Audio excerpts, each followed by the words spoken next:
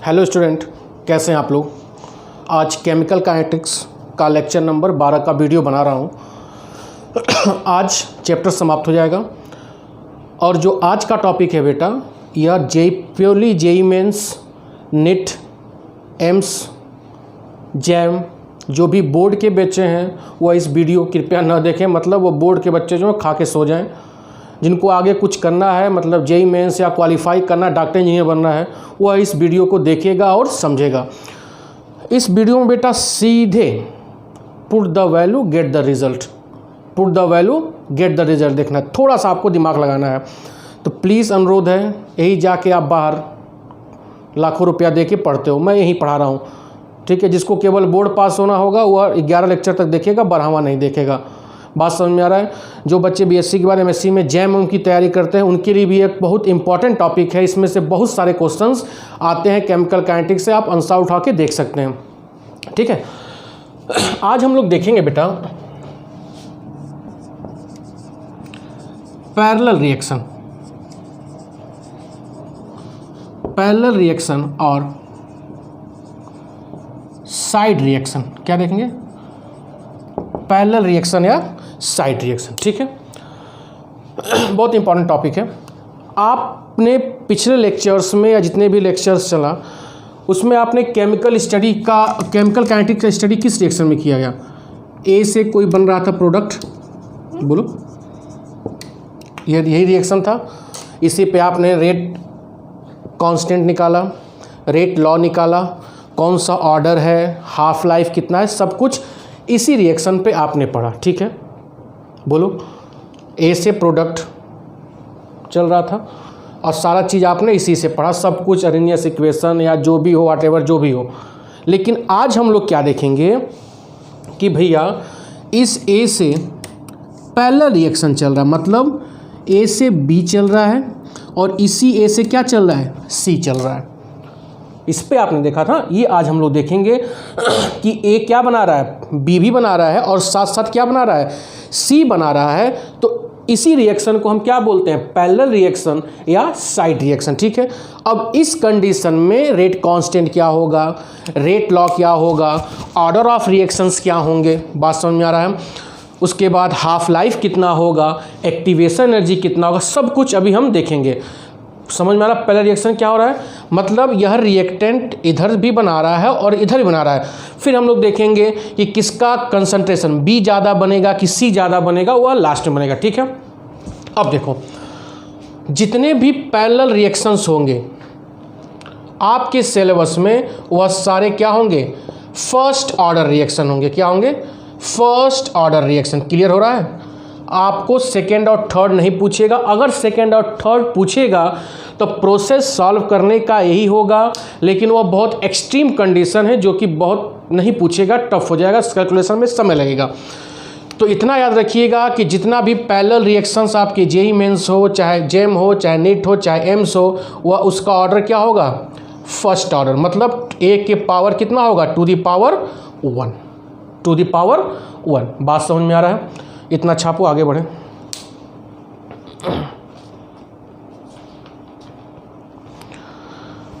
ठीक है। अब देखो क्या क्या आपको कैलकुलेट करना है इसमें, ये ज़रा ध्यान दीजिएगा। मैं साइड में कर दे रहा हूँ क्या क्या।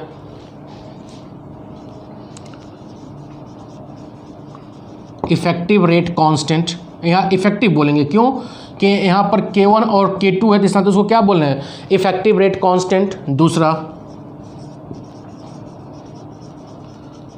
Effective order of reaction, order of reaction अभी सब क्लियर कर रहा हूँ, ये सब दिमाग में बैठा लीजिएगा। Order of reaction. तीसरा बढ़ा जाए, तीसरा इफेक्टिव टी हाफ लाइफ मालूम है। चौथा इफेक्टिव एक्टिवेशन एनर्जी, ये सब पढ़ा चुका हूँ, प्लेलिस्ट में जाएंगे सब वीडियो मिल जाएगा। Effective activation energy. पांचवा concentration of A vary with time T. छठवां concentration of concentration of B and C, कौन ज़्यादा बनेगा, बी ज़्यादा बनेगा सी। तो यह 6 पॉइंट्स के क्वेश्चन आपके आते हैं, कौन कौन से, effective rate constant, effective order of reaction, effective T half, effective activation energy, concentration of A vary with time, कैसे वेरी करेगा, और कंसंट्रेशन ऑफ बी एंड सी, मतलब कौन मैक्सिमम, कौन मोर अमाउंट बनेगा, कौन मिनिमम अमाउंट बनेगा। ठीक है, इसको राइट डाउन आप करते चलेंगे। तो क्या रिएक्शन था, मैं यहाँ लिख रहा हूँ। ए से आप क्या बना रहे हो, 2 चीज़ चल रहा है, एक क्या चल रहा है बी और दूसरा क्या चल रहा है सी। इसका रेट कांस्टेंट कितना है, K1 है, इसका रेट कांस्टेंट कितना लिखेंगे, K2 लिखेंगे। आपको याद होगा इसको हम क्या लिखते थे, dA/dt, माइनस लिख रहे हैं, क्यों, क्योंकि रिएक्टेंट के साइड में माइनस लिखते हैं, क्योंकि इसका कंसंट्रेशन क्या होता है, घटता जाता है, होगा इज इक्वल टू क्या होगा, K1 plus K2 into concentration of A, ना होगा इंटू कंसंट्रेशन ऑफ ए। ठीक है, अब इसको हम क्या कर सकते हैं, dA, इसको यहाँ लाओ, A is equal to K1 plus K2, यहाँ क्या चला गया, dt चला गया। समझ में आ रहा है। अब इसको इंटीग्रेट करेंगे या डिफ्रेंशिएट करेंगे तो आगे बात आएगी, मेरी बात समझ में आ रहा है। अब देखो यह वाला लाइन में मिटा रहा हूँ, अभी नहीं करूँगा। अब देखो यहाँ पर क्या है, यहाँ K1 प्लस यहाँ टू दी पावर कितना होगा, 1 होगा। अब यहाँ K1 प्लस K2 को जब जोड़ेंगे तो इसी को हम बोलेंगे K इफेक्टिव, क्या बोलेंगे, K इफेक्टिव। तो इफेक्टिव रेट कांस्टेंट की वैल्यू क्या हो गई, पहला पॉइंट क्या होगा, इफेक्टिव रेट कांस्टेंट। तो जो अब देखो, अगर मान, एक मिनट रुक जाओ, इफेक्टिव रेट कांस्टेंट क्या हो गया, K1 प्लस K2।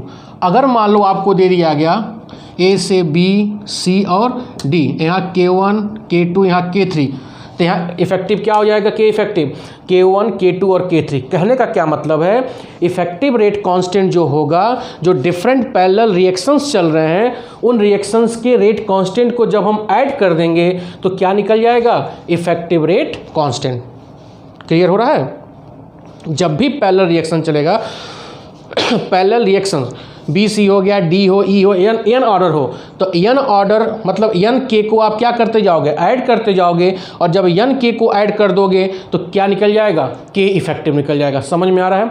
अब देखो यहाँ को इसको क्या लिख सकते हैं, रेट में ना है, ये ना लिखेंगे, देखो याद होगा आप लोग को, रेट इज इक्वल टू क्या होगा, minus dA/dt is equal to K1 plus K2 into concentration of A to the power 1 है।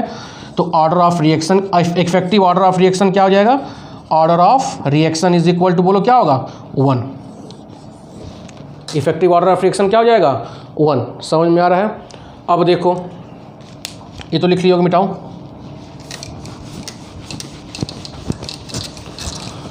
तो 2 चीज़ मैंने बता दिया, इफेक्टिव पहला हो गया, दूसरा effective order of to the power 1 है तो 1 हो जाएगा। ठीक है, तीसरा देखो, तीसरा क्या होगा, rate law, rate is equal to K1 plus K2 into concentration of A, यह क्या हो जाएगा, रेट लॉ याद आ रहा है, rate law of parallel reaction, rate law of parallel reaction. समझ में आ रहा है। बोलो इतना लिख लो, आगे बढ़े। 3 चीज़ मैंने बता दिया।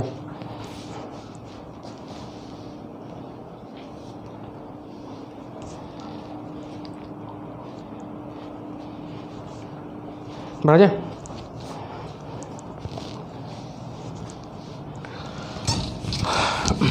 अब सोच रहा हूँ 11th का मूल कॉन्सेप्ट बनाओ। मूल कॉन्सेप्ट में बच्चे ज़्यादा दिक्कत कर रहे हैं।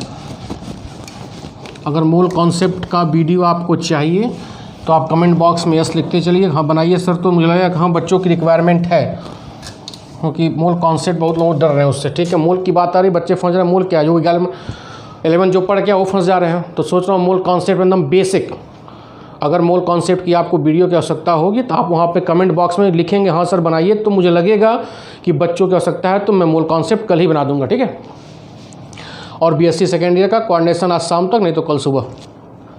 अब देखो, अब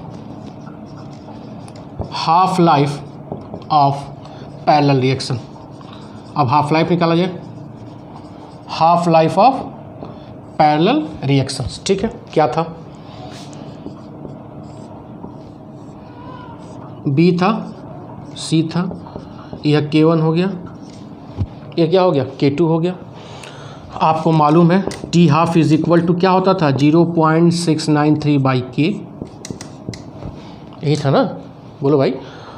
अब यहाँ पे सब इफेक्टिव होगा तो टी हाफ इफेक्टिव लिख सकते हो। T half effective is equal to क्या होगा? 0.693।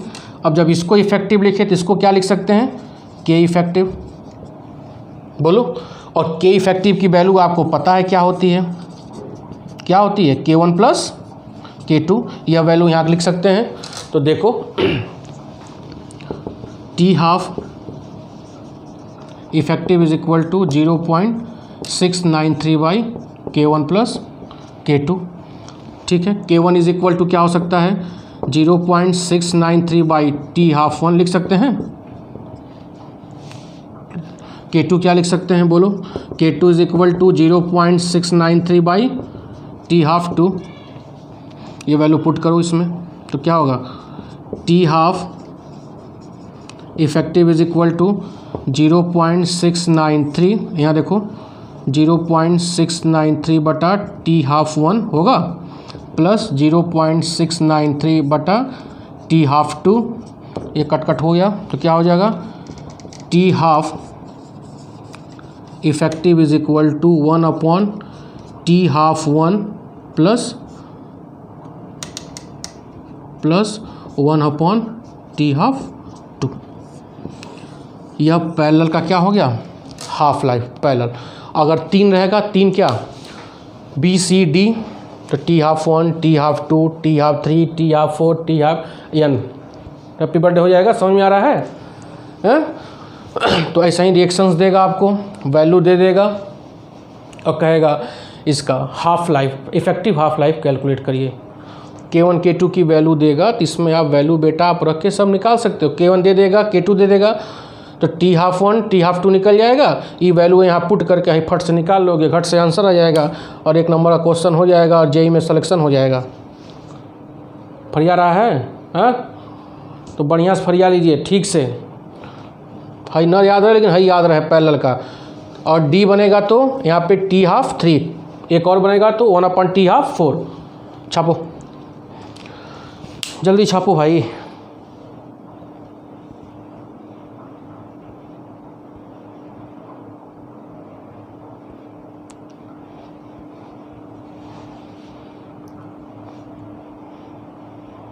बढ़े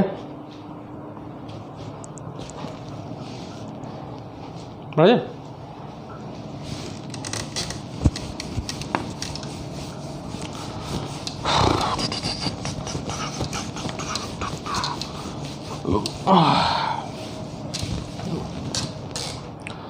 हो गया। अब क्या है? Effective activation energy.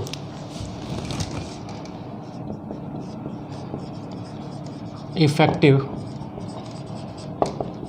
Activation energy.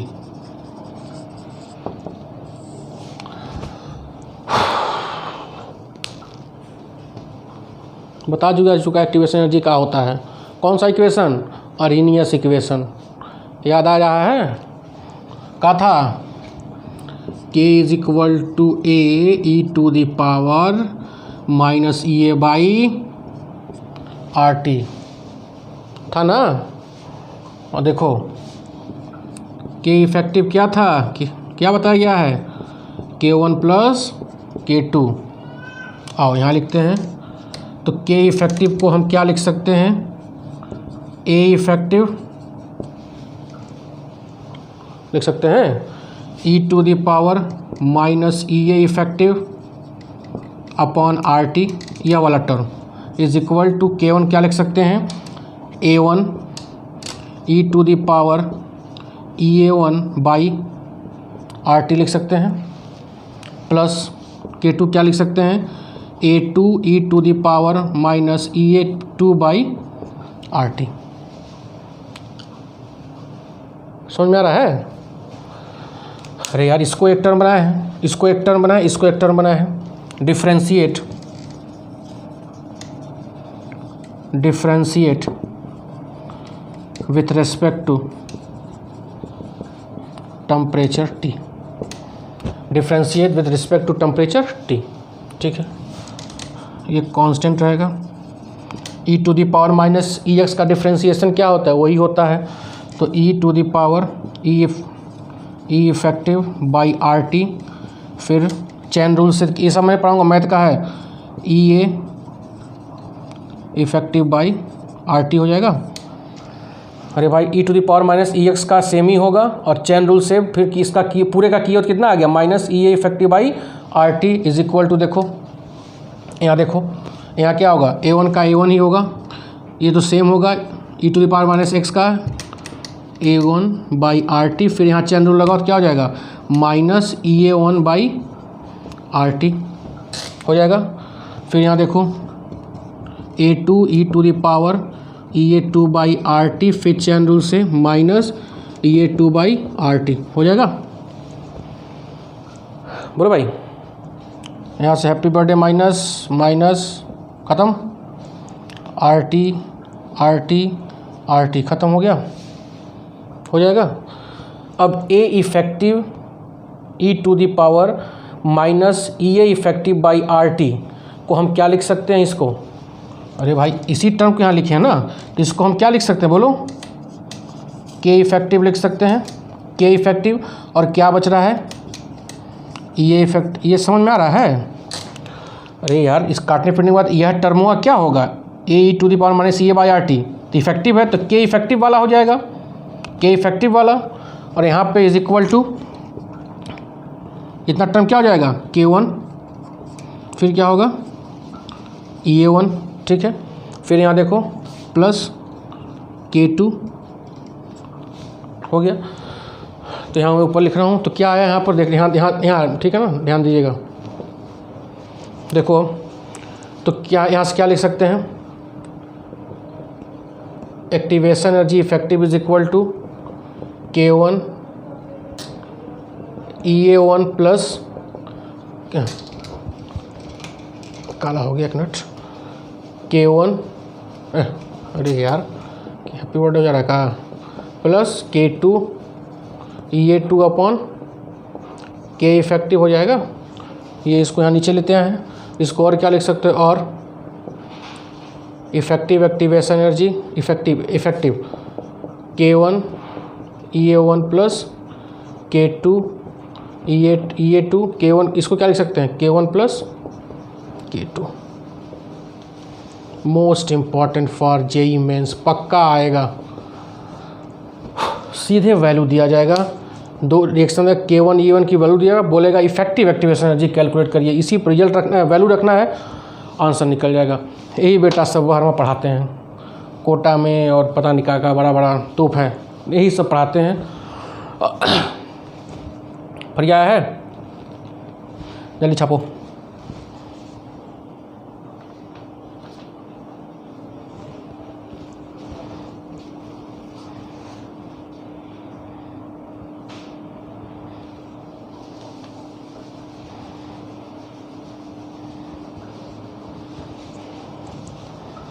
मिठाई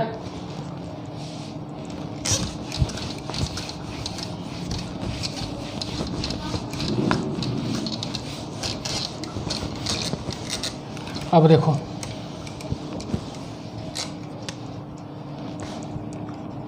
concentration of A vary with T, ठीक है, यही ना था, ए से कहाँ जा रहे थे, बी और सी, ये क्या था K1, ये क्या था K2, सीधे कर रहा हूँ, सब मालूम है, minus D A by D T is equal to K1 into A plus K2 into A होगा, छापो यहाँ पर, फिर क्या होगा, d A by D T is equal to K1 A plus K2 concentration of A to the power 1, इधर लाओ इधर ले जाओ, सब बताया हूँ मैं, डी ए बाई ए हो जाएगा is equal to K1 plus K2 into D T, integrate करिए, इंटीग्रेट ऑन बोथ साइड, सब बताया हूँ, फर्स्ट वही फर्स्ट ऑर्डर है, तो क्या हो जाएगा, minus D A by D T is equal to K1 plus K2 यहाँ क्या हो जाएगा dt हो जाएगा, ये लगाओ यहाँ क्या होगा A नॉट, यहाँ पर A, यहाँ 0, यहाँ t सब मालूम है, ये माइनस इधर गया तो यहाँ क्या हो जाएगा, यहाँ हो जाएगा यहाँ क्या होगा सॉरी A, यहाँ कर दो dA बाई A, कहाँ से कहाँ A नॉट से A is equal to minus K1 plus K2 को बाहर कर दो, कांस्टेंट है, यहाँ dt कर दो 0 से t, यहाँ क्या हो जाएगा log A minus log A not is equal to minus K1 plus K2 into t minus 0 हो जाएगा। इसको क्या लिख सकते हो log A upon log A not is equal लिख सकते हो minus K1 plus K2 into T लिख सकते हो। बोलो अब इसको e के फॉर्म में लाओ, लॉग हटाओ तो क्या हो जाएगा, यहाँ मैं चल रहा हूँ A upon A not is equal to minus K1 plus K2 into t हो जाएगा, या A is equal to A not e to the power minus K1 K2 into t.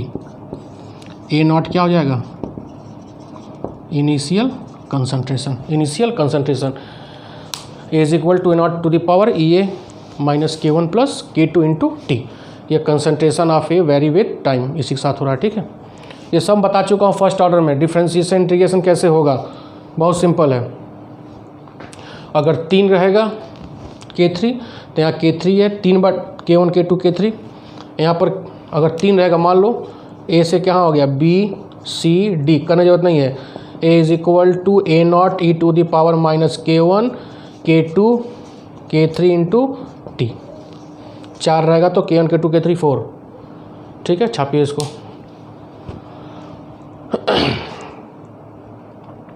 हो गया, समझ में आ रहा है बढ़िया से। ये सब बेटा फर्स्ट टर्म बता देखो यार, इस सब वीडियो को ध्यान से देखो, नोट्स बनाओ। ये नहीं मिलेगा बुक में, मेहनत से लाया जा रहा है यार।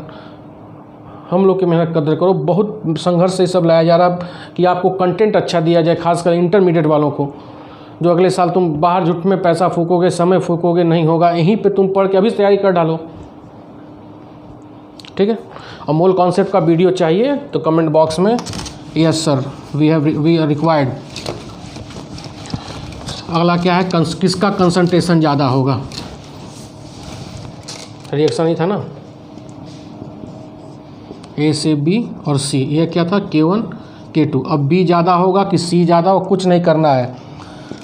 K1 वैल्यू क्या था, जिसका रेट कांस्टेंट की वैल्यू ज़्यादा होती है उसका रेट भी क्या होता है, ज़्यादा होता है, ये तो पता है।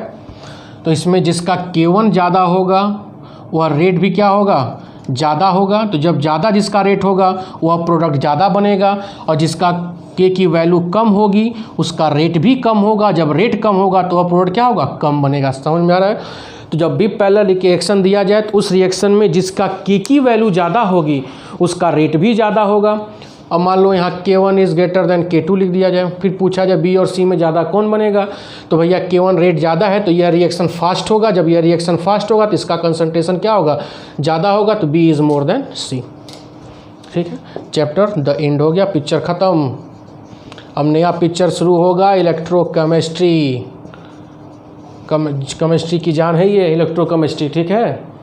कल परसों नोट्स बना लीजिए। ओके, बहुत बहुत धन्यवाद, थैंक यू। कमेंट बॉक्स में क्वेश्चन पूछिए, व्हाट्सएप पे क्वेश्चन पूछिए, like share subscribe comment. Happy birthday, thank you.